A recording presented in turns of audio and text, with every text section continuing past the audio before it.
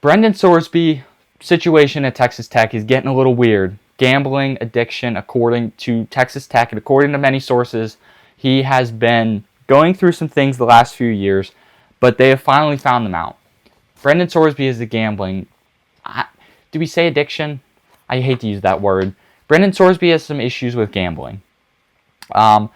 Over 10,000 wagers via mobile apps. I don't know like what apps or anything, but that doesn't matter. The fact is, he wagered over 10,000 wagers, which is kind of absurd, honestly. The rumor is he's been doing this since 2022, redshirt year at Indiana. Now, here's my take on this. Number one, the first thing I always think about when something like this happens, I always look at the team. See how the team is impacted. How is Texas Tech impact? Number one, you just lost your starting quarterback. So, number one, that's pretty big to lose your starting quarterback. Number two, you're going to have to reset. You just got through spring ball, and now you're going to have to get into a new system or a new quarterback and a new rhythm because your quarterback you just worked through all spring and late winter. You're resetting, man. You are starting with a full new quarterback. So Will Hammond looks to step in as of now. The question, we don't know if Brendan Sorsby is going to be able to come back. That is still very much unknown. But the thing we do know is it's uncertain, but we know that Will Hammond is there. He was the former starter in 2025. He actually was going to start in 2025. He did. Not for very long because then he got hurt. Baron Morton came in, and it was off to the races there. Baron Morton obviously got to the playoff, got him a first-round bye. So Will Hammond lost the job. Will Hammond now has a chance to get it back. But back to Brendan Sorsby. He has been checked into a public treatment program via Texas Tech April 27th, 2026. So that's something big, is he's officially going through rehab. So we'll see what, makes up from that.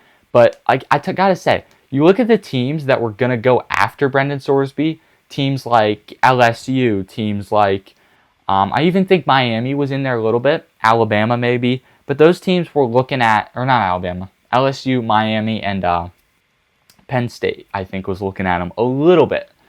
Not very much because then they got rocket backed. But there's certain teams that are probably like, hey, you know what? We lucked out. Because Texas Tech's the one that paid him $4 million and he's not going to be able to play this year. So here's the problem is the NCAA, this is quote, the NCAA is looking into activity which can result in loss of eligibility. Guy's a senior. So he's not coming back. Like, there's people saying, oh, well, he can come back next year. There is no next year. Well, a lot of times that's the case with players. There is no next year. This is it, man. Do I think he's going to come back? I think he'll come back. Like, I think we'll see him again in 2025 or 2026. But it's close. It's tough to predict right now because it's April, almost March. It'll be March, actually, maybe tomorrow. It's going to be tough. I don't know. When I look at it in this whole situation, we're heading into May. When I look at this whole situation, I see some things here. Number one, how does this affect college football? How does this affect Texas Tech? We already went over a little bit of how this affects Texas Tech. But in terms of college football, I think this has a big impact on college football. Like, a lot of people don't realize this has a bigger impact on college football than people think. Like, you really dive into what's the situation here. And he's gone. Let's say that Brendan Sorsby doesn't come back. What's Texas Tech going to look like? Actually, let's ask this question first. Are players going to learn from this? That's the biggest question. Because we've seen this happen in college football before. It's been a while since we've seen this. But we've seen it happen. There's no doubt about that. So the question then becomes, how does this affect college football as a whole? I'm hoping players see this. And if there's a player out there that does gambling and no one knows about it, quit, man. It's not worth it. It's not worth it to gamble away your career, basically, because that's what you're doing.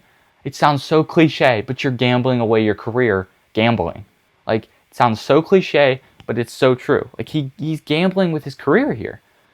He's got to repair. Number one, he's going to have to repair relationships with NFL teams. That's the biggest thing, is when you do something of this magnitude, the NFL sees it. The NFL's not going to see this. This isn't going unnoticed. He's going to have to repair relationships in the NFL. He's also going to have to repair his Texas Tech relationships. So there's multiple components that go into this.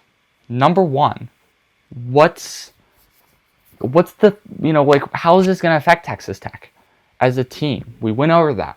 They're going to have to change rhythm. Okay, that's the thing. It's going to affect Texas Tech. Number two, recapping here a little bit, it's going to affect college football hopefully in a positive way. Number three, it's going to gamble his career away because of the NFL team thing. So that's my take on this Brendan Sorsby Texas Tech thing. I've talked about it twice technically, because doing the live show, the first segment had to stop the live show and restart it because of technical issues. But yeah, that's my take on this whole Texas Tech situation. It's interesting. We're going to have, all ears to the ground, listening and seeing what goes on there, because this is big. If Texas Tech can get it back, that's big. If they don't, that's also big. So we're going to have to keep our eye all on that. So that's the whole Texas Tech situation in a nutshell, basically.